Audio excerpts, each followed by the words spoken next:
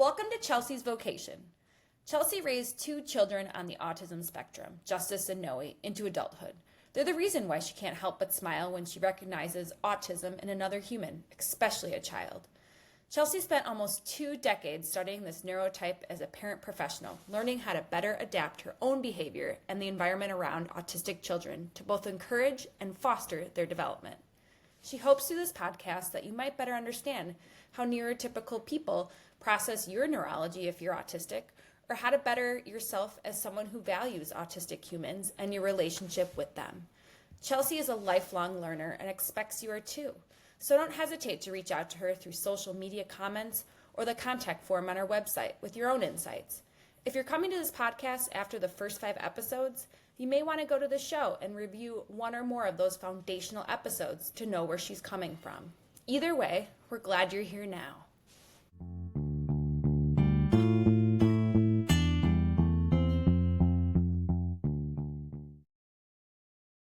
In the last episode where my husband Pete joined me to talk about our partnership journey in this parenting gig, I alluded to some of the humor that got us through the holidays.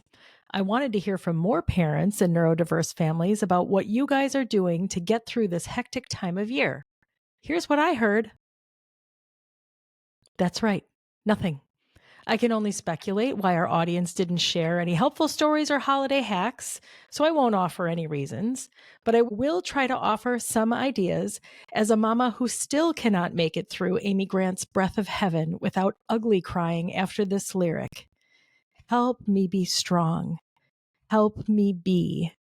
Help me. So if you're praying that prayer for the breath of heaven to hold you together, share this episode with the extended family members who are expecting you to show up in some kind of way. Here are the top 5 things I hope someone does for you between now and the return to school after the holidays. Number 1, I hope people get curious for you. What I mean by getting curious is I hope they want to know more about what would make it easier for your family to participate. Maybe you've already created a gift list and you can share that with somebody so that they know specifically what to get for your kiddo. I know oftentimes our neurospicy kids don't like the same things that other kids the same age might like. And this person who's in your extended family might really want to nail that gift. So give them a list. I think that would be nice. And if your extended family member would be curious enough to ask for one, curious enough to know what your kiddo's special interest or spin is, I think that would be really helpful to get them going on finding something aligned with their spin. I think it would be great if they would ask about what your kiddo's favorite foods are. Usually in my family, we, have turkey at Thanksgiving, we have ham at Christmas, but maybe that's not what your person will eat. Maybe you're willing to bring some of the food yourself. Maybe you've already prepared as a parent and you're going to bring it with you. But if your extended family member could get curious about what your kiddo will eat, and then maybe they could have those things ready, that would be so nice. I know my dad's wife is great about this. And anytime we have a family celebration, she's asking what Justice would like. She's thinking of him separately, especially since my son is on a gluten-free diet. He's got celiac, so he can't eat a lot of the same things that the rest of us eat. So I appreciate it when she gets curious. Another way to get curious is finding out how your child self-regulates. So do they have stim toys or fidgets? Is there a blanket that they bring with them or a comfort item? Or how do they co-regulate? Is there something your loved one could do to help them get through? I'm thinking of, we went to a holiday celebration to some extended family members' place, and they said, hey, what does Justice do to calm down when it gets to be too much? We want to make sure we set up a space for him. And they did, which was so nice. They set up a separate room for him. This will tell you how long ago this was. It had a video player in it so that we could bring some of Justice's favorite videos with us, and he could be in that space while the rest of us enjoyed a noisier space that had more sensory input. So that's number 1. Get curious. Get curious about what gifts they might like, what special interests they might have, where they might be able to self or co-regulate and what that looks like, and what their favorite foods might be that you might be able to include on the menu. All right. Number 2, be flexible. Now, I think when it comes to the neurospicy family, the neurodivergent family, I think we're pretty good at being flexible. You learn really quickly that it's not always going to turn out the way that you want it to. So, how can we be flexible with our extended family members? If you really have an idea of how you want your holiday to look, and you've got a picture in your mind where everyone's going to sit, what time we're going to eat, what everyone's going to eat, how everyone's going to converse and communicate, this is going to look different for families who have neurodivergent kiddos. What can you do to be flexible? Can you be flexible about the timing that they come? I know with our family, we were rushing from event to event, which made it really difficult to be anywhere on time. And of course, we would have a meltdown in there somewhere. Someone needed some extra time to regulate themselves before we headed out. And so that could make us late sometime. Nap time is a very big deal for a lot of our kiddos when they're really young. And we need to build that time in. If they can take a nap in the car and it's going to be a long ride, that works out great. But if we've got back to back events and we need a proper nap in between, we might even ask you as an extended family member, if you're hosting, to maybe push that one way or the other, or just understand that we're not going to be there at the same time that everybody else is going to be there. So be flexible with the timing. Be flexible with the food. This kind of goes back to what I said before. I know sometimes you might be convinced that if your grandchild, if your great nephew just tried the fill in the blank food, that he would really like it. And if you are thinking about the parents of this neurodivergent kid, that they're just really not trying hard enough to get them to try something new, I assure you, they've tried. Okay. So please back off when it comes to the food. If your neurospicy grandchild, extended family member can even make it to the table at all and eat food, even if it's just a couple of things or something that they brought with them, be flexible with the food. Our kids are doing the best that they can in this environment, so just let them do what they do. When it comes to photo ops, please be flexible. Sometimes our kiddos cannot stay in the clothes that we've put them in for the whole entire day. Sometimes they need to go to jammies. My son would need to go to no shirt and often no pants, but thank God we were able to keep on boxer briefs. And that was okay. At my dad's house, it was okay that after a while, my son stripped down to the bare minimum clothing required for decency. I know that's not really what you had in mind for your family photo. With the marvel of Photoshop being what it is now, maybe you could Photoshop that kiddo in, or someone else knows how to do that if you really want that perfect picture. But we need our kids to be able to be as comfortable as they can. And often that means not wearing scratchy clothes, clothes that they've been in for too long. They might not make the photo op at all, right? Again, lean into that curiosity with the parents of your neurospicy loved one and say, hey, we would love to get a family picture together. Is there a time that's better? Maybe they're coming in right from a nap. Maybe they're going to take a nap while they're there, while everyone is eating. And maybe after that nap is a good time. Maybe they're in a great mood after that. Could we maybe do the photo then? Do smaller groups of people. Be considerate of a flash. I know certainly my son never liked flash photography. So if you have a camera with a flash, please consider turning that off and just fix the photo in post-production. If you don't mind, that would be great. And then, of course, with the attire, let's say you bought everyone matching jammies, or everyone's wearing a scarf, or everyone's wearing a hat in the photo, and you got it personalized for your neurospicy loved one.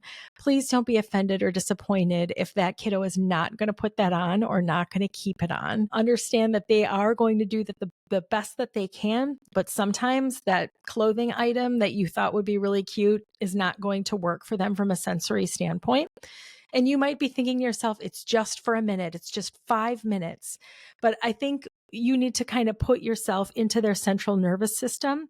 I know for my son, so many things are painful for him. And again, that might not make sense to you because wearing jeans, for example, isn't painful. But it is for my son. It kind of feels like little pokey needles stabbing into his legs. And I know you wouldn't want to make your loved one feel that way. So just understand that your experience from a central nervous system standpoint may not be their experience. So be flexible with the attire. So number 2 is be flexible. We want to be flexible with timing, with the food that we're going to eat, with the way the photo ops are going to go, and with the clothes maybe that our kiddos are wearing. So thank you for your flexibility. Number 3, prepare the way. What I mean when I say prepare the way is kind of back to what I was saying before about our extended family member who created a space. That was the way that she prepared the way for Justice. She created a space where he could be comfortable, maybe away from people. Maybe you don't want your neurospicy loved one in a space alone, and that's okay and that's reasonable, right? We're not asking that you provide a space just for them. Maybe it's a space that they can be in with the supervision of mom or dad or whatever caregiver is there to be able to provide assistance, but just a place for them to kind of be away so they can reset, so they can relax. All that sensory input is really exhausting and overwhelming. So if we can prepare a calm space for them, maybe with lower lighting, maybe with a weighted blanket or some big heavy pillows, those things can be really nice for someone who needs to decompress a little bit. Maybe you can have a favorite solitary activity. So maybe the family is going to bring something, whether that's coloring books or some Play-Doh or, some other kind of sensory activity for them. Maybe it's magnetiles, something that they can do by themselves separately. If those are things that you already know that your autistic grandchild or extended family member really enjoys, maybe you could have those special at your house for that occasion.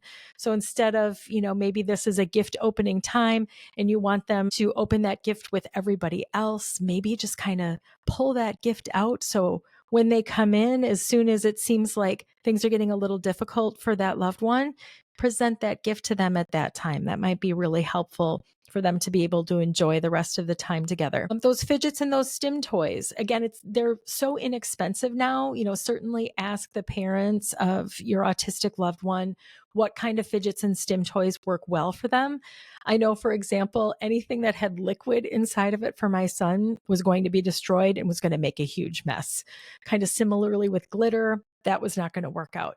Find out what kind of stim toys, what kind of fidgets work well for your autistic loved one, and maybe have just a few of those on hand to be able to pull out as needed. Prepare the way. What around your house might not work out really well for your autistic loved one? I think of the times about when my children were small, especially my youngest who has ADHD would want to touch and grab everything that was at eye level.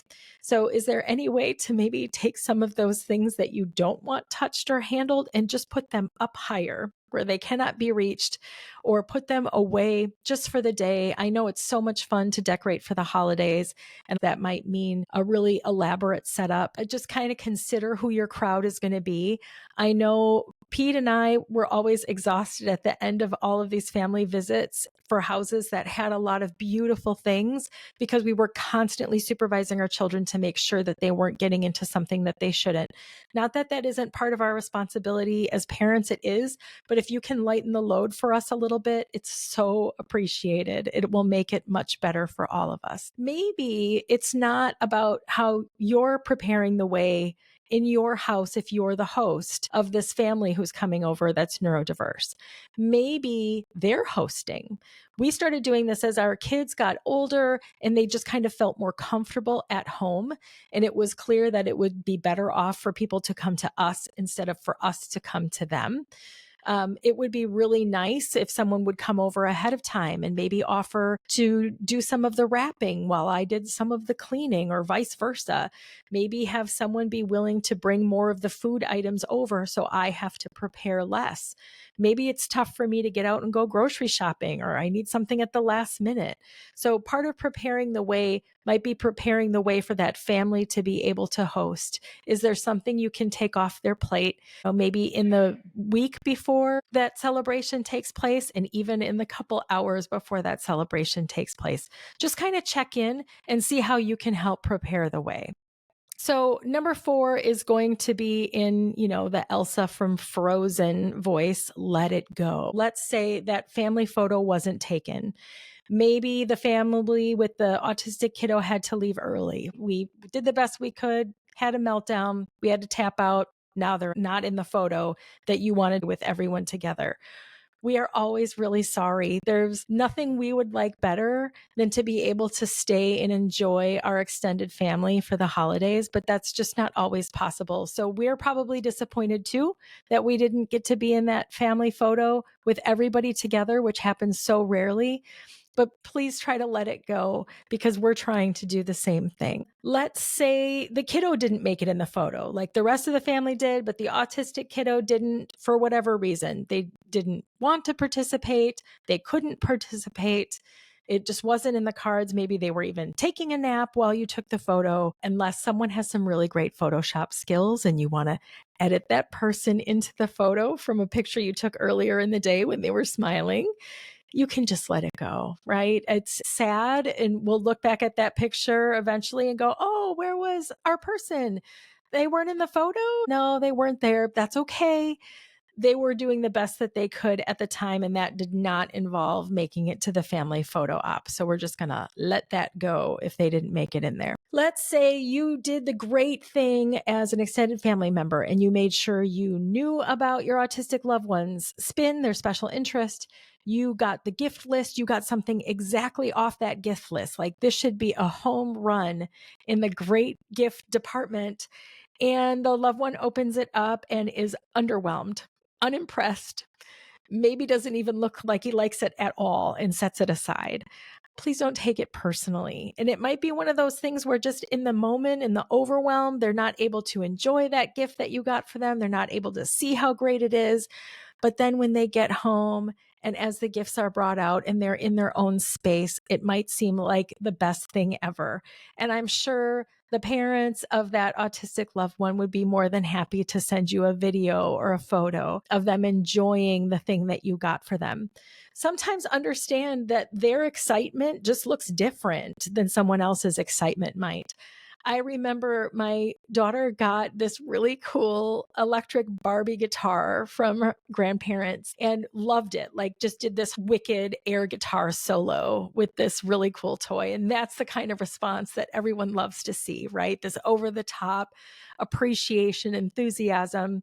But for my son Justice, honestly, sometimes the highest praise is that's cool. And that's it. That's all you're going to get. But that is high praise. So understand that they might really love it, but just the way that they express that might look a little bit different. After the holidays, it's always really nice to write a thank you note to whoever got you the gift, especially if it was something you really loved. And the writing of thank you notes is so great for the person who receives that thank you note. It's such a great exercise in gratitude for us to do with our kids so that they can make sure that other people know that they appreciated what they did for them, how they thought of them, how generous they were. But sometimes that's not always going to be the case from our kiddos. Their communication might be different. It might not even be that they're able to communicate themselves through spoken language or verbal language at this point. So if you don't get a thank you note, try not to take it personally. By the time we're getting back after the holidays, we're trying to take those couple days before our kiddos go back to school to kind of reset, get them in that game to be able to go back. And thank you notes might get lost in the shuffle once we return to our regular routines. So let it go if you don't get that thank you note. There's a lot of things that we expect as we're getting into the holidays. We have expectations of how we want it to go. And there's nothing wrong with that. Nothing wrong with wanting it to happen in a certain way that's going to bring a great deal of joy to everyone. But the way that you have in mind might not end up bringing joy to everyone. And so what, right? If you find some autistic joy that your loved one experienced, then that's good enough, isn't it? So that everyone can just enjoy the holiday or not, frankly, in their own way. All right. So number 4 was let it go. Number 5, stick around. I'm really hoping that a lot of you will take to heart some of these suggestions and do not necessarily all of them. Do one of them, do half of one of them, do 3 of them. I mean, whatever you have the capacity to be able to work out, we appreciate as families. We really, really do.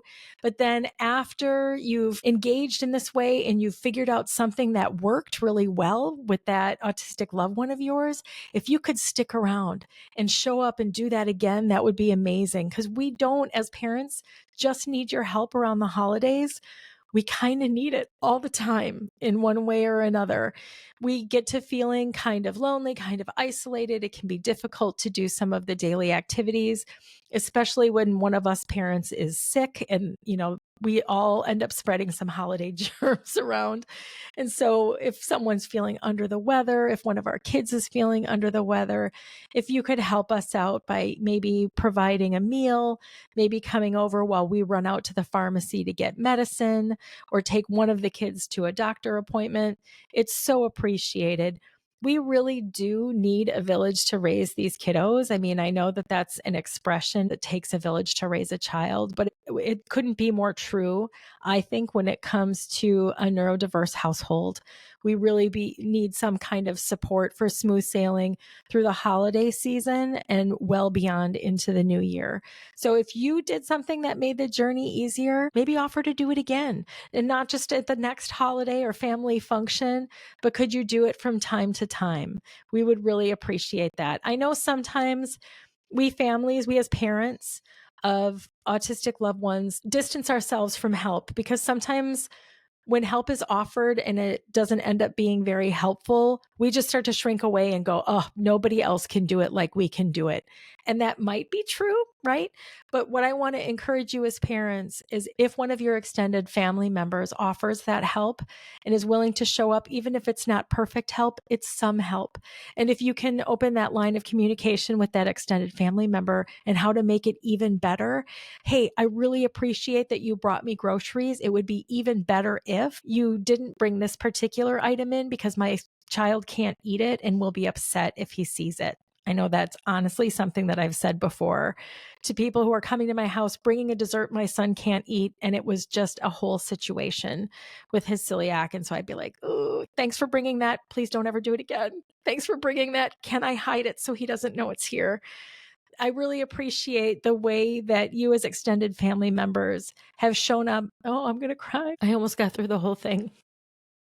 There have been so many people along my family's journey while we were raising Justice and Noey who showed up for us, not just during holidays, but for the rest of the years that they were growing up in different seasons and for different needs. And so I want to express my appreciation for those extended family members, and you know who you are, who made it easier on us, not just at the holidays, but you stuck around, you showed up, you did what we needed when we needed it, and we appreciate you. Thank you all. We pray that you have a blessed holiday season. Thanks for joining us for this episode of Chelsea's Vocation. We hope it was valuable to you. If it was, we'd appreciate you sharing it with someone, reviewing it, and/or rating it. Subscribe to the podcast to be notified when new episodes are published. We wish you the best as you learn, maybe unlearn, and do better for yourself and those around you. Chelsea encourages you to be gentle with yourself, be gracious with others, and be protective of your own and others' dignity. Until next time, take care.